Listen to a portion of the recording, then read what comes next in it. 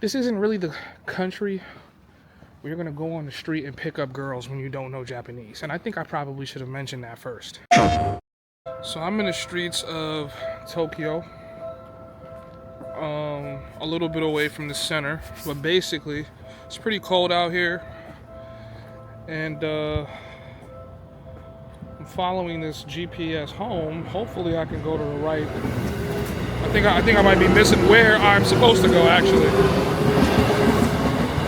Let's go back, see if we can find our way.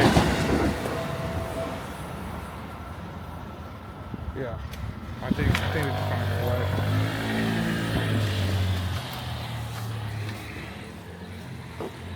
So, hit the like button, subscribe if you aren't already. I basically want to talk about is Japan a passport bro country, right? So there's different definitions of passport bro. I think usually it gets put into a bad category, but country where you can basically go and take advantage of women. But truth be told, passport bro is really just a place where people go so that things can get easier for them, right? They don't suffer the same difficulties they do in the US, whether it's cost of living, access to women, marriage, all of the above. I don't think it makes sense to demonize anybody that switches locations. That's not ideal for them, because to be honest, we've been doing that since the beginning of time. But the typical and traditional idea of a passport bro is basically cheap, easy. You know, are things cheap and easy when you come to Japan? So, as you guys may or may not know, I made my breakthrough on YouTube being in Colombia. Since then, I've been to Peru, I've been to Thailand, and I would have to say it's going to be about 2 weeks and a couple days I've been in Japan. I would say Japan is not a passport bro country in its typical sense, right? Because the financial kind of situation here is a lot of people have jobs, they have careers. So, when you're in a country that's sex work heavy, the dynamic in relationships tends to be way different, where things tend to just be easier overall because an openness to foreigners is what drives the whole economy. But it doesn't necessarily work that way in a place like Japan. So, looks like we missed our way again. So, what do I mean by that? You're not going to come to Japan and just have your way. And it's not that foreigners don't get love in Japan, because they do. What it actually is that a lot of the Japanese are very reserved, right? So if they don't really have a reason to acknowledge you, they really won't. And they won't really care, to be honest. You're not really special. You don't stick out that much. Sometimes you do, sometimes you don't. Depends on the person. I probably had like one instance where I was at the club and some Japanese dudes came up to me and started taking pictures of me, with me, posing for the pictures, treating me like I was a celebrity. And when other Japanese noticed this, they gained interest as well.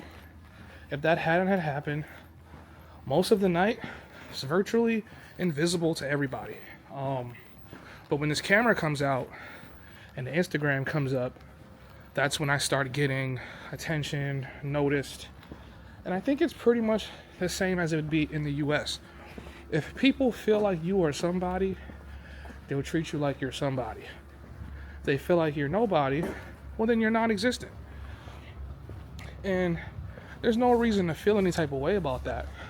But what it showed me was a couple things, right? The extra love and attention we get when we go to other countries, it's not going to be that way everywhere you go, right?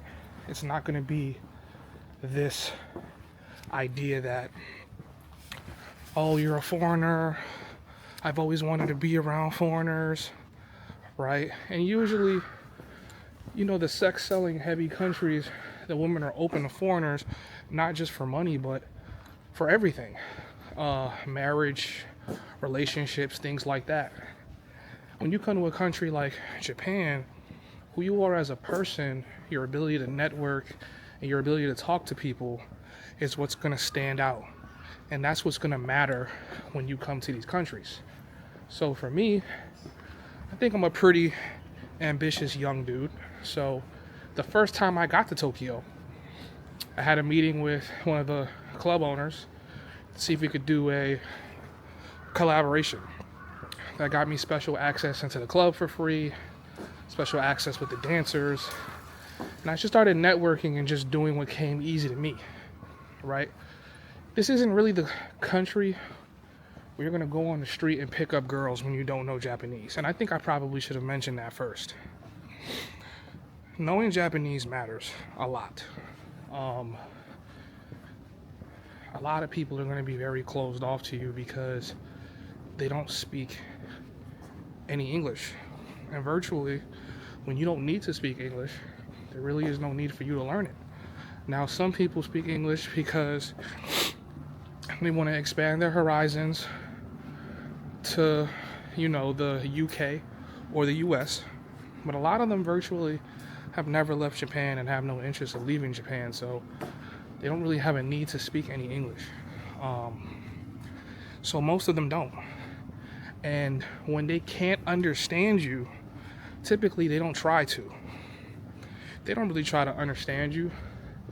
In fact, I was trying to go to one bar and they were basically telling me, hey man, if you don't speak Japanese, you can't even get in here. I'm like, damn, where's the accommodating factor for the foreigner?